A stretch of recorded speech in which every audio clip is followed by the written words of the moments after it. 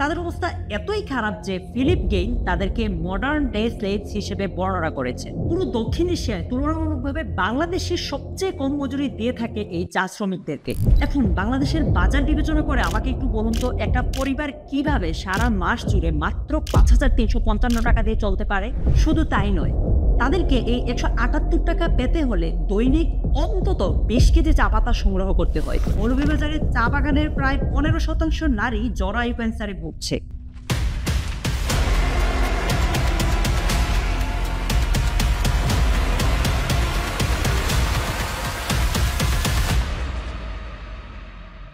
বাংলাদেশের সিলেট, হবিগঞ্জ, মৌলভীবাজার বা চট্টগ্রামের চা বাগানগুলোতে স্থায়ী ও অস্থায়ী মিলে প্রায় 1,20,000 শ্রমিক কাজ করছেন। পুরো দক্ষিণ এশিয়ায় তুলনামূলকভাবে বাংলাদেশের সবচেয়ে কম মজুরি দিয়ে থাকে এই চা শ্রমিকদেরকে, যেখানে ইন্ডিয়ার আসামে 200 টাকার উপরে বেতন পায় চা শ্রমিকেরা, আর শ্রীলঙ্কাতে পায় 1700 রুপি, যা বাংলাদেশি মুদ্রায় প্রায় 670 টাকা। 2019 সালে চা শ্রমিকদের দৈনিক মজুরি 117 থেকে 120 টাকা করা হয়। 2022 সালের 9 আগস্ট প্রায় 1.5 লাখ চা শ্রমিক তাদের এই 120 টাকার মজুরিটাকে 300 টাকা করার জন্য আন্দোলন করেন। স্থানীয় প্রশাসন ও শ্রম অধিদপ্তরের কর্মকর্তাদের সাথে চা শ্রমিক নেতাদের বৈঠকের পর 25 টাকা বাড়িয়ে 145 টাকা দৈনিক মজুরি ঘোষণা করা হয়েছিল।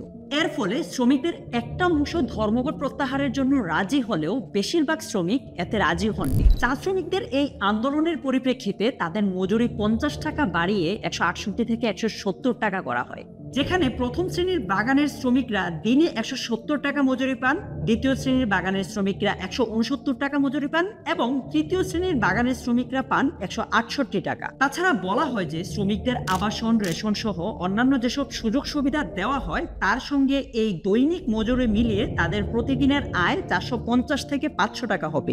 মূলত রেশন এবং আবাসনকে যে সুযোগ সুবিধা বলে গণ্য করা হচ্ছে, এগুলো আসলে কোনো সুযোগ সুবিধার মধ্যেই পড়ে না। সেটা নিয়ে কিছুক্ষণ পর কথা বলছি। 2023 সালের অগস্ট মাসে কারোর সঙ্গে আলোচনা না করে সাবেক সরকার 2024 সাল থেকে প্রতি বছর 5% হারে চা শ্রমিকদের মজুরি বৃদ্ধি পাবে জানিয়ে গেজেট প্রকাশ করে।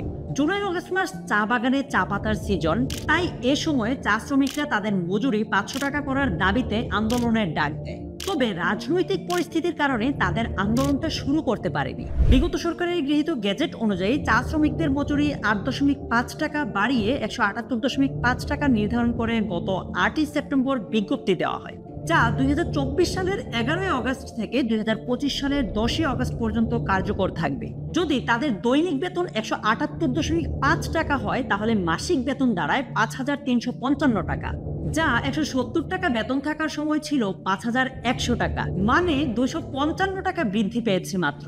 এমন অনেকেই আছেন যাদের পরিবারের সদস্য সংখ্যা 6 থেকে 7 জন কিংবা কখনো কখনো তারও বেশি হয়ে থাকে। এখন বাংলাদেশের বাজার বিবেচনা করে আমাকে একটু বলুন তো, একটা পরিবার কিভাবে সারা মাস জুড়ে মাত্র 5,355 টাকা দিয়ে চলতে পারে?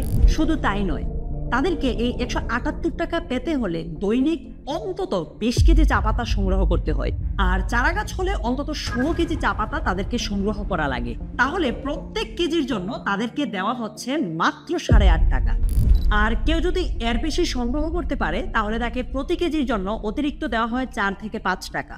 অন্যদিকে শ্রীলঙ্কাতে প্রত্যেক এক্সট্রা কেজির জন্য 80 রুপি করে দেওয়া হয়, যা বাংলাদেশি টাকাতে 32 টাকা। এখন আসি সেই সুযোগ সুবিধার কথায়, যেটার কথা আমি কিছুক্ষণ আগে বলেছিলাম। শ্রমিকরা চা বাগানের জমিতে থাকেন এটা ঠিক, কিন্তু ঘর মেরামতের কাজটা তাদের নিজেকেই করতে হয়।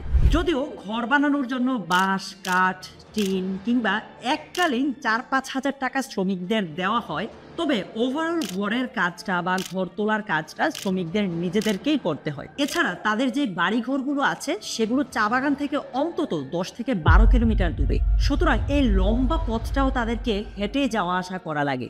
নির্মমতার শেষ এখানেই নয়, অন্তত 3 প্রজন্ম ধরে তারা 8 থেকে 12 ফিটের এই বাড়িগুলোতে বসবাস করছে।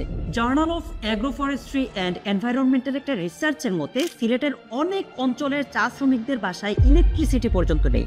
তাদেরকে সপ্তাহে 3.5 কেজি চাল বা আটা রেশন হিসেবে দেওয়া হয় ঠিকই, কিন্তু ডাল, সবজি ইত্যাদি যে জিনিসগুলো আছে সেগুলো তাদের নিজেদেরকেই কিনতে হয়। সাথে কাপড় চোপড় এবং বাচ্চাদের পড়ালেখার খরচ তো আছেই। এই সব খরচ কিন্তু তাদের ওই 5,300 টাকা থেকেই করতে হয়। ভাবছেন কিভাবে এটা সম্ভব?